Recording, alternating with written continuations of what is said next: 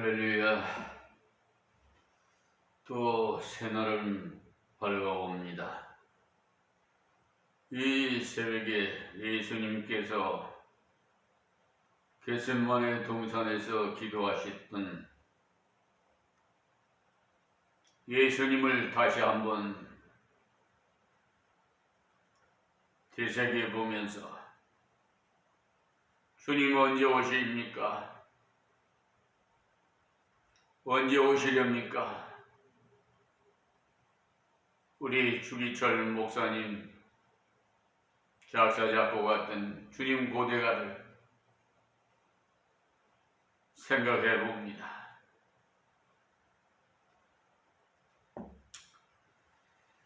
우리도 이런 선진들의 뒤를 이어 순교정신으로 사명을 감당합시다. 이 유튜브 방송을 시청하시는 세계 만민 여러분, 또 우리 사랑하는 우리 성도 여러분, 살롬으로 인사를 대신합니다. 또 오늘도 앞으로 이루어질 계시에 요한계시록 강해 설교 9장 14절 말씀부터 은혜 받겠습니다. 나팔 가진 여섯째 천사에게 말하기를 큰 강 유브라데에 결박한 네 천사를 놓아주라 하며 여기 7장 1절에도 2일 후에 내가 네 천사가 땅 네 모퉁이에서 선 것을 보니 땅의 사방이 바람을 붙잡아 바람으로 하여금 땅에나 바다에나 각종 나무에 불지 못하게 하더라 말씀하시며 이 바람이 바로 전쟁으로 인한 환란이에요. 지금 우크라이나 전쟁이나 이스라엘 전쟁이나 다 바람입니다. 하나님께서는 땅을 다스리고 심판하는 하나님의 천사가 있는데 그들에게 명하여 바람이 불지 못하게도 하시고 불게도 하신다는 사실을 아시기 바랍니다. 이 나라에도 여러분 깨어서 기도해야 돼요. 바람 불지 않도록. 14절에도 유브라데에 결박한 네 천사를 놓아준과 동시에 큰 전쟁이 터진다는 말씀이 있습니다. 유브라데는 이란 그쪽인데요. 마지막 큰 전쟁 역시 그쪽에서 일어나지 아니하겠나 라고 보고 있습니다. 왜냐하면 지금 세계에서 악질적으로 단결 잘하는 곳이 마홈메트권이기는 십자가의 원수 중에 큰 원수가 마홈메트와 그 가톨릭과 신신하게 지금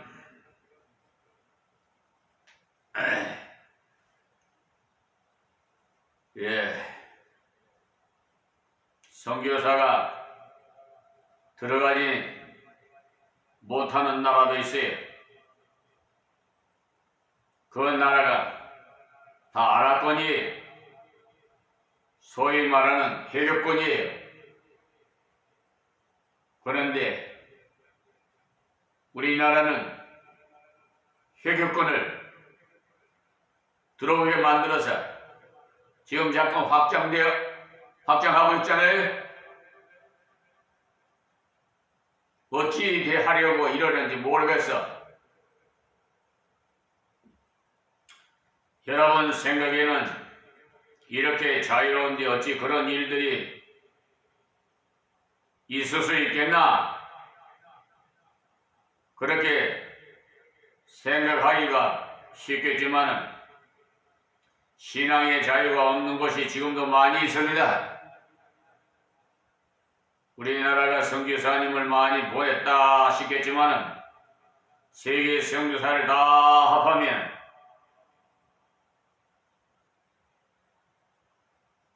글쎄요, 정확한 숫자는 통계를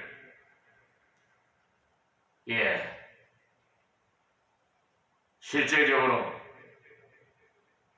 내보지 않아서 몇 명인지는 알 수가 없으나 약 한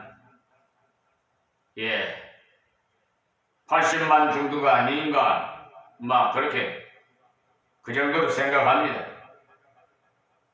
그러나 마음베트 선교사는 100만이 넘어요. 제가 그 사실을 전해 듣고 깜짝 놀랐어요. 마음베트가 얼마나 불어나는지 전에보다 5000%가 불었다는.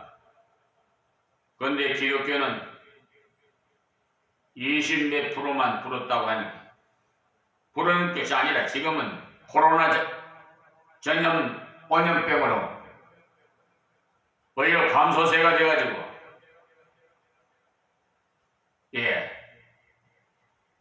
지금 교회들마다 출석 인원이 저조합니다.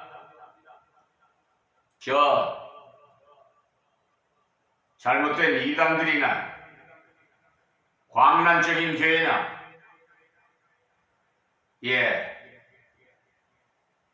좀 희극적인 교회, 여러분을 즐겁게 하는 교회, 그런 데나 좀 있었는지 모르겠어요. 근데 저는 그런 기술이 없어요. 하나님께서 그런 기회를 안 주셔서 좀 꽃게기 같은 설교만 하게 하셔가지고 때리치는 결로 해초리로 그냥 잘못 가면은 그냥 바른 길로 가게끔 그런 달란트를 주셔가지고 저도 좀 부드럽고 교인들을 좀 웃겨주고 싶고 될 수 있으면 교인들이 좋아하는 그런 목사로 목회를 하고 싶은데 그거 인력으로 할 수가 없나 봐요. 그런데 가만히 기도해보면요, 오히려 하나님께서 사랑하는 자에게 무엇을 준다? 사랑의 은혜를 줘요. 여러분, 자녀들 길러보지요. 예전에는 우리 클 때 해초리를 선반에다가 딱 준비해놨다가 잘못하면 종아리 걷어하고 그냥 피가 맺히도록 때렸어요. 지나고 보니까 그게 매 맞을 때는 그냥 야속하더만은 지나고 보면은 그 매가요 사랑의 매요 깨닫게 되고 역시 우리 부모님이 나를 이만큼 사랑하시구나. 그때서 깨닫게 돼요. 좀 시간이 걸려서. 지금 제가 말씀드리는 것도 역시 마찬가지예요. 나중에 지나고서 그 목사님 그 설교가 정말 유익한 설교였구나. 그때야 이제 깨닫는 때가 올 겁니다.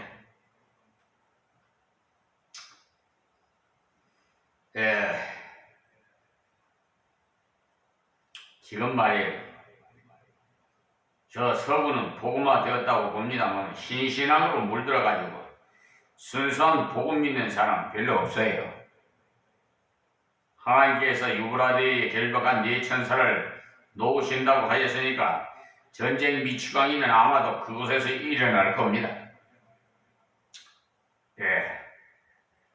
하나님께서 유브라데에 결박한 네 천사를 15절 말씀 봅니다. 네 천사가 모였으니 그들은 그 년 월 일시에 이르려 사람 3분의 1을 죽이기로 예비한 자들이더라. 전쟁이 일어나는 연월 일시까지 예정되어 있다 이 말씀입니다. 그러니까 우연이라는 게 없어요. 우리 성도가 하나님만 의지하면 전쟁이 일어나는 그 년 월 일시에도 얼마든지 하나님이 생명의 길로 갈 수 있도록 인도해 주시고요. 생명의 쌈에 생명 싸개로 싸게 내 주시고요. 암탉이 병아리를 뿜듯이 품어주셔요. 만약에 여러분이 전쟁을 지휘하는 지휘관이라면 어떻게 하겠어요? 제일 먼저 자식을 피난시킬 것 아니겠어요? 하나님께서 그러고 하니까 걱정하지 말아요. 그 전쟁은 대전쟁이라 사람이 3분의 1이 죽는답니다. 엄청나지요? 아마 매장할 때도 없어가지고 아마 그냥 구더기 파가지고 무더기로 그냥 지금도 그렇지 않은 그런 데가 있잖아요. 참 사람 그걸 알고 보면은요, 참 말하기가 그런데 좀, 그러니까 이 세상 살 때 좀 사람답게 좀 살았으면 좋겠어요. 사랑해줘도 부족한데요. 왜 그렇게 미워하고 시기하고 질투하고 분내고 서로 싸우고 그렇게 남을 사기치고 저 법무법인 유한 로고스 변호사 사무실에 백행기 변호사 모양으로 소송 비용 받아먹고는 또 신청해갖고 또 받아먹는 그건 사기 아니? 그래서 내가 서울중앙지방법원 그 중비서면에다가 그랬어요. 사기꾼 백행기 변호사라고도 말 안 했어요. 사기꾼 백행기가 이렇게 소송 비용 담보 제공을 이렇게 받아먹고는 다시 신청해서 또 받아갔다. 이 편지에 갔으니 이거는 사기꾼이 아니냐. 내가 그렇게 써 올렸어요.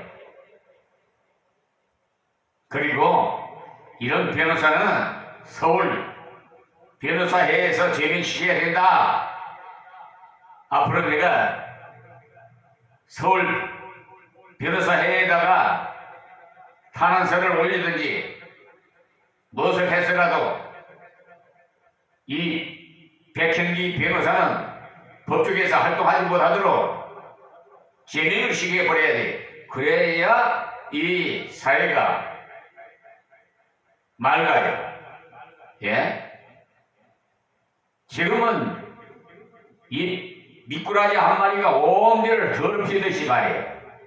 그냥 서울중앙지방법원, 또 고등법원, 대법원 할 것 없이요. 하여튼 그 법무법인 유한 로고스 법무법인이 저 대단로에 한 10층이 사용하는데요. 대단히 변호사가 많아가지고 대형 변호사에 그러니까 판사들도 무시 못하는가 봐요.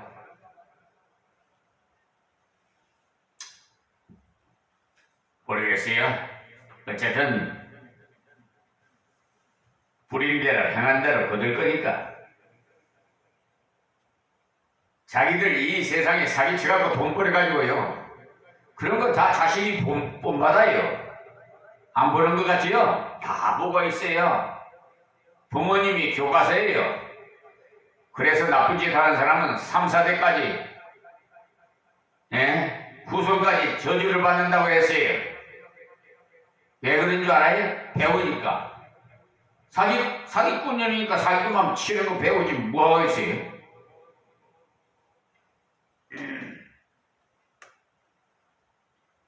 아유 참.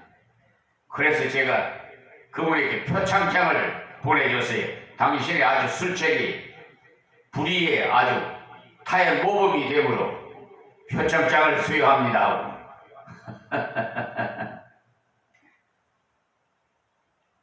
이번에도 항소 재판부에다가 준비 서면에 올려줬어요. 표창장을.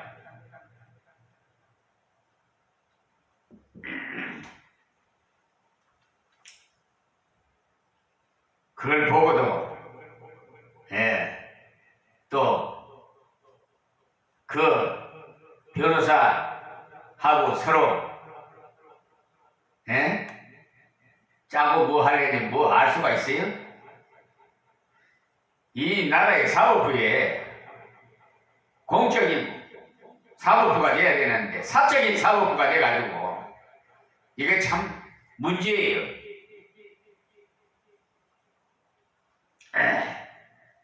자, 16절 보겠어요. 마병대의 수는 2만만이니 내가 그들의 수를 들었노라. 자, 우리나라 군인은요, 글쎄 정확하게 뭐 이런 것도 발표하기도 또 기밀이 될까 싶어서 말씀드리기가 그런데요. 몇만 명이 되는데 몇십만 명이 되는지 정도인데요. 2억이나 동원이 된다고 하니까 굉장하죠? 이 군인 수가 가만 보면 해교권에서나 가능한 숫자예요. 그들은 출동 명령이 내리면 다 나가야 돼요. 출국 역사를 한번 봐요. 20세에서 50세까지 남자들이 전쟁에 나갔어요. 마병이라는 건 기계사단인데 기계사단이 마병이 2만만이라고 하니까 보병은 얼마나 되겠어요? 원래 보병이 더 많거든요. 상상을 초월한 병력이 움직이는 전쟁이 일어난다는 사실을 아세요? 다음 17절.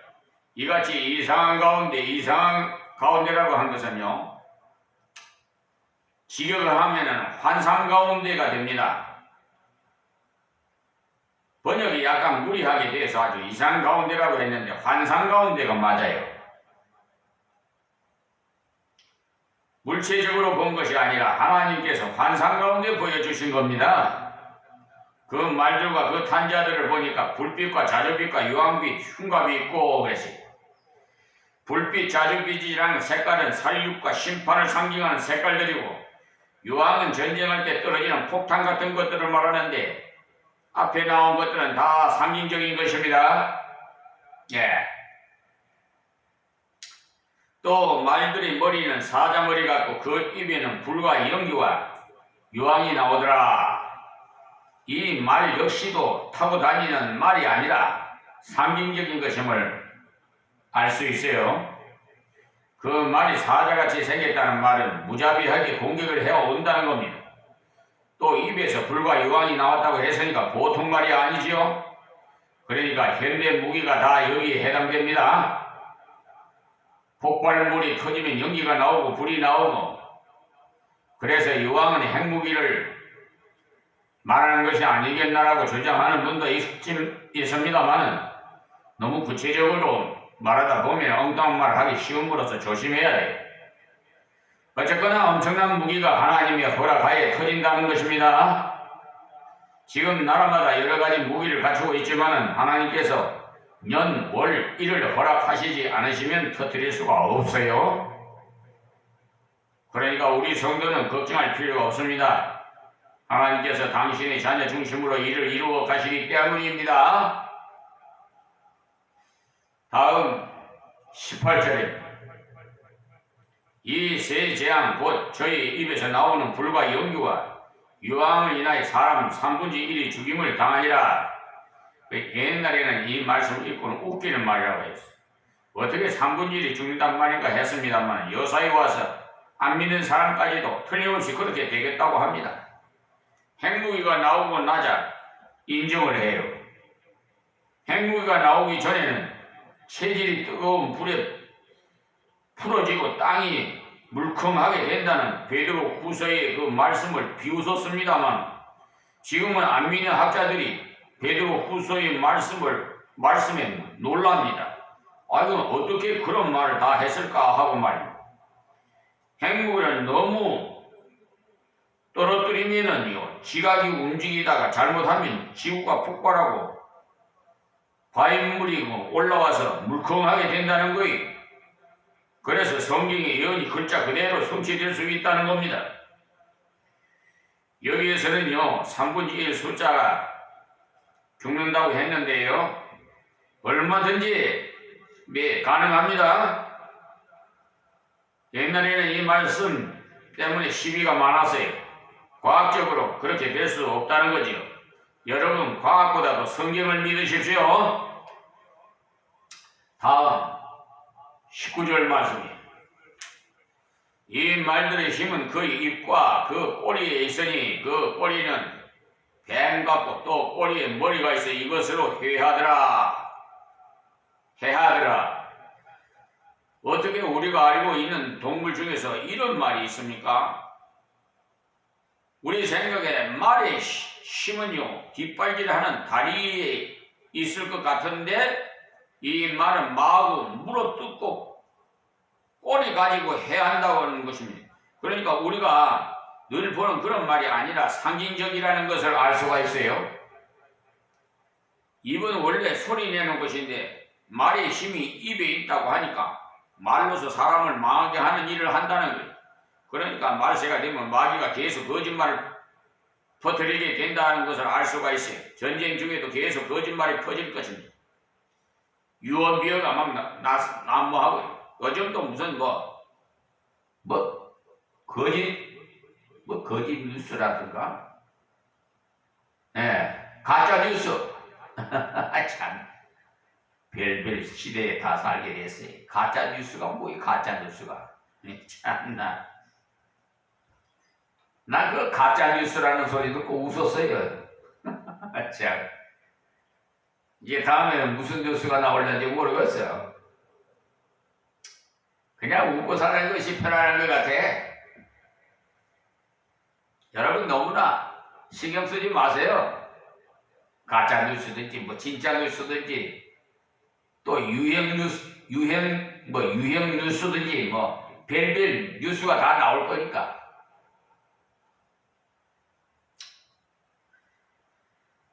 이 말이야말로 희한한 말이야. 꼬리가 뱀과 같을 뿐만 아니라 머리까지 달렸다고 했으니까 완전히 기형이라 꼬리에 있는 머리를 가지고 물어 뜯는다는 거예요. 그러니까 이것은 사탄의 역사임을 알 수가 있지요.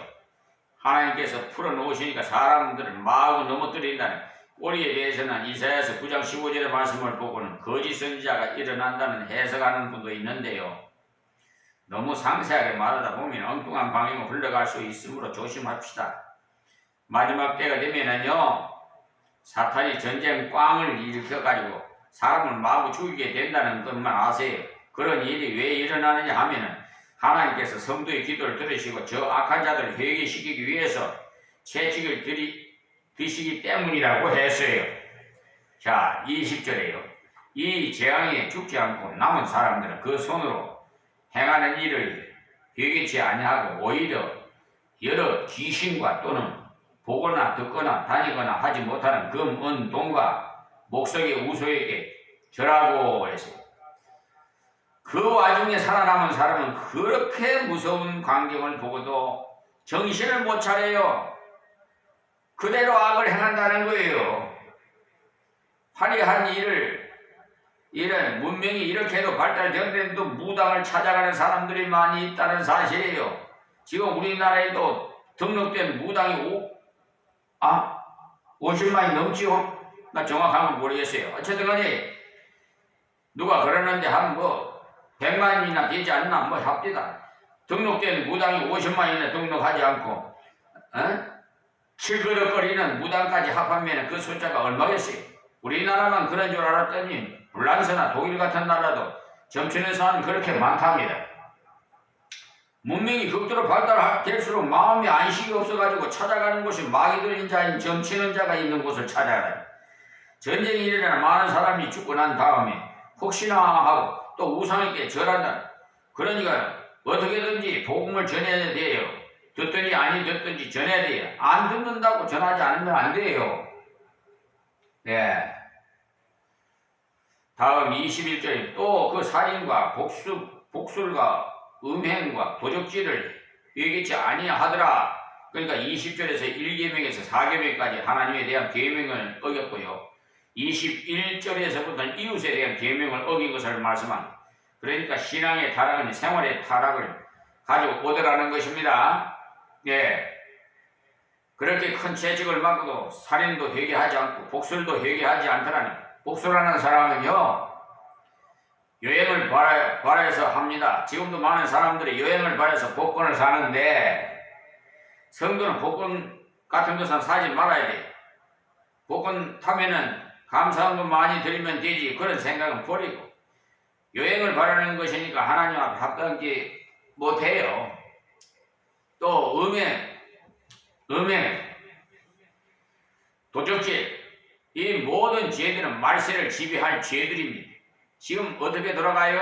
살인사건이 났는데 또 나고 돌려차기로 해가지고 또 어떻게 하고 하여튼 그만큼 살인이 많아졌어요. 우리나라만 그런 것이 아니고 온 세상이 그렇게 돌아가고 또 복수라는 사람도 상상 밖으로 많아요. 어떤 사람은 음행은 죄가 아니라고 주장을 간음은 죄로 취급하지 않는 나라도 우리나라에서도 그렇게 지금 간통죄는 그냥 없애버렸잖아요. 마귀 사탄들이 그 게임에 넘어가는 거예요. 거기다가 도적질, 남의 집에 들어가서 도적질 하는 것도 하는 것이지만 도적 아닌 사람이 별로 없을 정도가 돼요. 개혁하자니까 걸리지 않는 사람이 별로 없어요. 다 부정한 방법으로 먹었기 때문에 이런 일들이 말세가 가까울수록 심해져요. 하나님께서 왜 이런 말씀을 기록해 두셨느냐? 성도들아, 너희는 그런 죄에 감염되지 말아라. 그 모든 환난에서 너희를 지키시니까 그들처럼 살지 말아라. 세상이 가는 대로 따라가지 말아라. 이 근거를 주시기 위한 거예요. 그러니까 자신을 돌아보라고 주시는 말씀이에요. 금은 돈과 목석을 섬기지 말아라는 말씀을 보이지 않는 여호와 하나님만 섬기라는 말씀입니다. 그러니까 주 예수만 믿는 것이지 보이는 것을 신으로 믿지 말라고 주신 말씀이에요. 보이는 것들은 우리나라가 사용해야 될 피조물들이에요. 피조물들을 섬기면 되겠느냐는 것입니다. 하나님을 섬기면서 그런 것들을 바르게 사용함으로 누린다는 것. 우리가 돈을 왜 벌어야 하는지, 공부 왜 하는지 목적을 바르게 알아야지. 우리의 모든 목적은 하나님의 이름을 영화롭게 하기 위해서 주 예수의 복음을 전하기 위해서 하는 겁니다. 생명 건지는 이 일을 하기 위해서. 그러니까 오늘 말씀에서 본 대로 그 모든 일들이 왜 일어난다고 했어요? 성도들이 기도를 드리시고 하신다는 사실입니다. 오늘 여기서 마치겠습니다. 하나님 고맙고 감사합니다. 주신 말씀 귀 있는 자는 다 듣게 하옵시고 깨닫게 하시고 은혜 받아서 새로운 삶을 살게 하여 주시옵소서. 예수님의 이름으로 기도하옵나이다. 아멘.